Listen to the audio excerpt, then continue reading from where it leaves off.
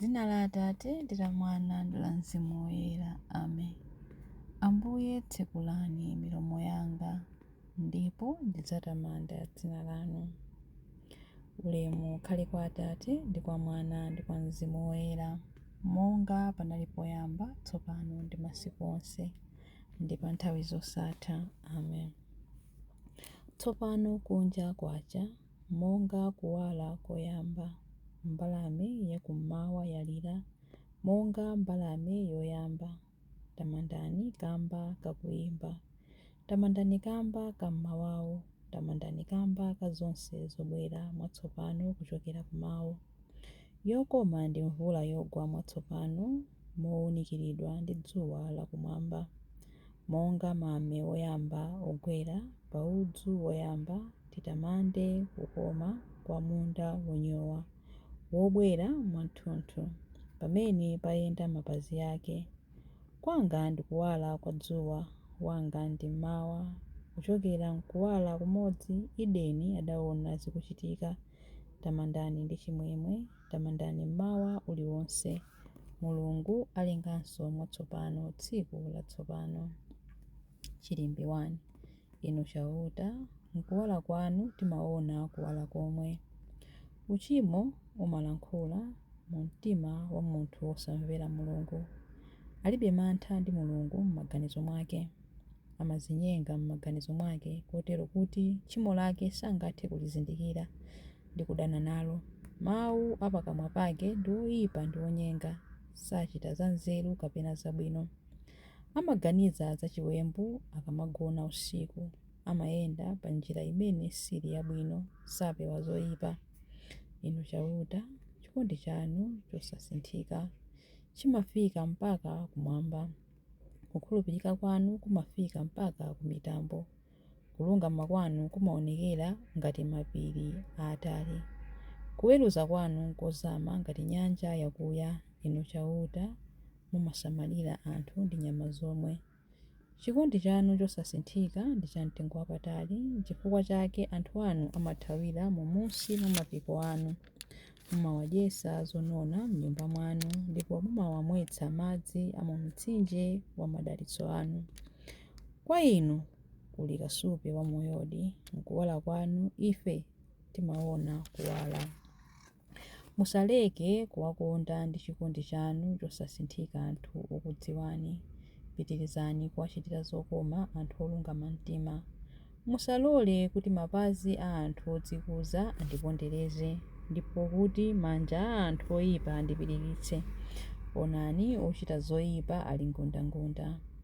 Inu mwawagwetsa pansi ndipo sangathe kudzuka. Ulemu ukhale kwa Atate ndi kwa Mwana ndi kwa Mzimu Woyera, monga panali poyamba, tsopano ndi masiku onse, ndi pa nthawi zosatha. Amen. Inu chauta, mkuwala kwanu timaona kuwala komwe. Inu chauta, ndinu akulu ndiponso aulemerero koposa. Timadodoma poona mphamvu zanu. Muyimbireni Mulungu wanga nyimbo ndi ting'oma, ayimbireni Ambuye anga ndi ziwaya za malipenga. Muyimbireni nyimbo yotamanda, mutamande dzina lake ndi kumalitchula mopemba.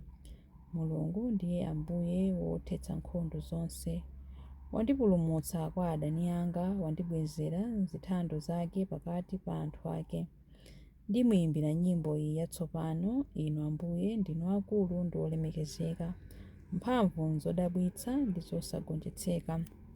Dziko lonse lapansi likutumikireni, chifukwa inu mudalankhula ndipo zonse zidalengedwa. Mudatumiza mzimu wanu ndipo udalenga zonse. Palibe ndi mmodzi yemwe amene angathe kukana lamulo lanu. Mapiri ndi nyanja zimagwedezeka, matanthwe amasungunuka ngati sera pamaso panu. Koma amene amakuopani mumawachitira chifundo. Inu ulemu ukhale kwa Atate ndi kwa Mwana ndi kwa Mzimu Woyera, monga panali poyamba, tsopano ndi masiku onse, ndi pa nthawi zosatha. Amen. Inu chauta, ndinu akulu ndiponso aulemerero koposa. Timadodoma poona mphamvu zanu. Chilimbi 3. Kondwani pamaso pa chauta poyimba nyimbo zomutamanda. Mulungu ndiye mfumu ya dziko lonse lapansi. imbirani mwaluso nyimbo zontamanda. Aleluya. Ombani m'manja inu anthu a mitundu yonse, fuwulani kwa Mulungu poyimba nyimbo zachimwemwe. Paja chauta wopambana zonse ndi woopsa, ndiye mfumu yayikulu pa dziko lonse lapansi. Iye adatigonjetsera anthu ambirimbiri, mitundu ina ya anthu adayika pansi pa ulamuliro wathu. Adatisankhulira dzikoli kuti likhale cholowa chathu. Adatipatsa ife anthu a Yakobe dziko lokomali popeza amatikonda. Mulungu wakwera, anthu akumfuwulira. Chauta wakwera, akumuyimbira lipenga. Imbani nyimbo zotamanda Mulungu, imbani nyimbo zotamanda. Imbani nyimbo zotamanda mfumu yathu, imbani nyimbo zotamanda. Mulungu ndiye mfumu ya dziko lonse lapansi, imbani mwaluso nyimbo zotamanda. Mulungu amalamulira mitundu ya anthu. Mulungu amakhala pa mpando wake woyera wachifumu. Atsogoleri a anthu a mitundu ina yonse amasonkhana pamodzi ndi anthu a Mulungu wa Abrahamu, popeza mafumu onse apansi pano ndi ake a Mulungu. Iyeyo ndiye wamkulu kopambana. Ulemu ukhale kwa Atate ndi kwa Mwana ndi kwa Mzimu Woyera, monga panali poyamba, tsopano ndi masiku onse ndi pa nthawi zosatha. Amen. Kondwani pamaso pa chauta poyimba nyimbo zomutamanda. Mawu a Mulungu akuchokera pa Tobiti 4 verse 14b mpaka 15a ndi 16ab ndi 19. Mwana wanga, uzigwira mwanzeru ntchito zako zonse, ndipo makhalidwe ako onse akhale abwino pa moyo wako wonse. Usachitire anzako zomwe iwe umadana nazo.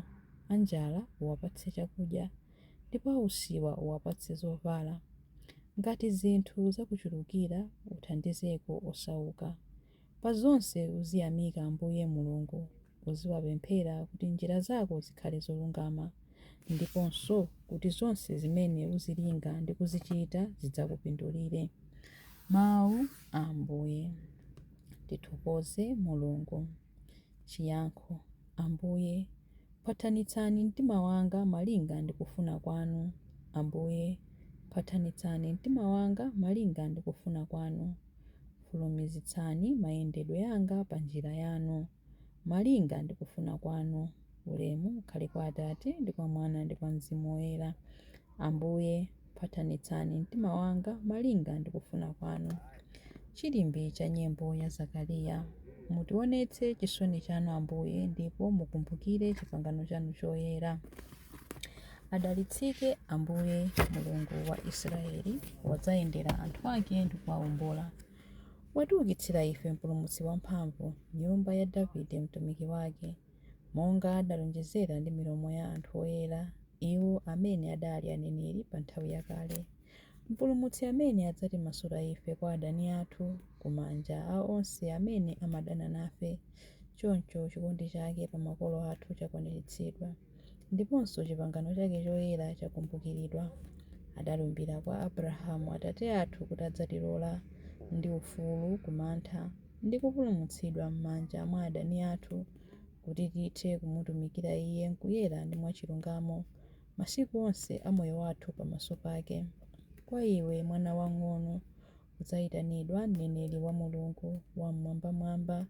Udzapita mtsogolo mwa Ambuye kuti ukakonze njira zake iye asanabwere, kuti akadziwitse anthu ake za chipulumutso chawo kudzera mchikhululukiro cha machimo awo onse.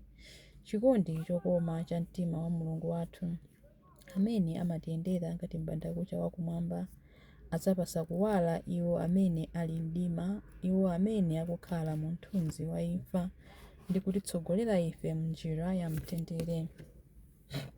Ulemu ukhale kwa Atate ndi kwa Mwana ndi kwa Mzimu Woyera, monga panali poyamba, tsopano ndi masiku onse ndi pa nthawi zosatha. Amen.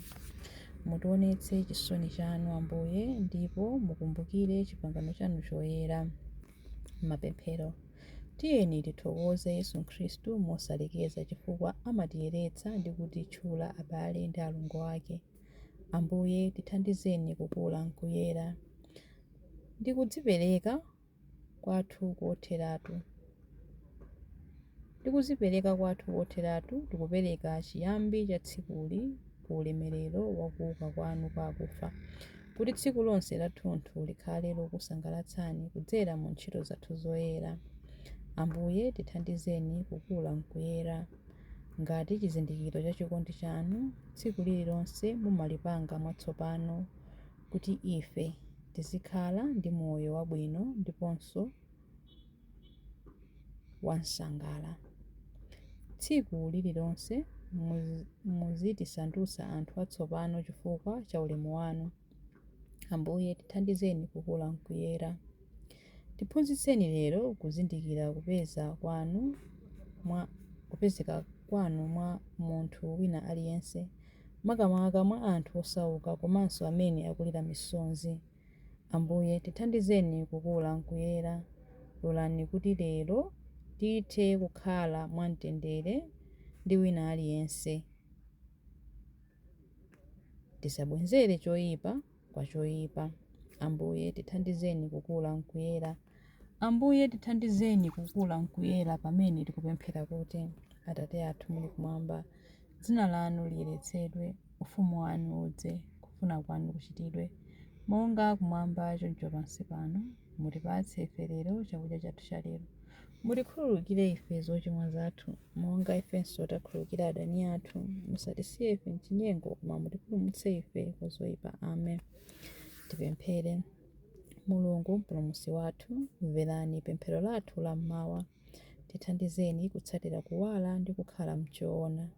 Mwa inu tidabadwanso kachiwiri monga ana akuwala, tithe kukhala mboni zanu pamaso pa dziko lonse.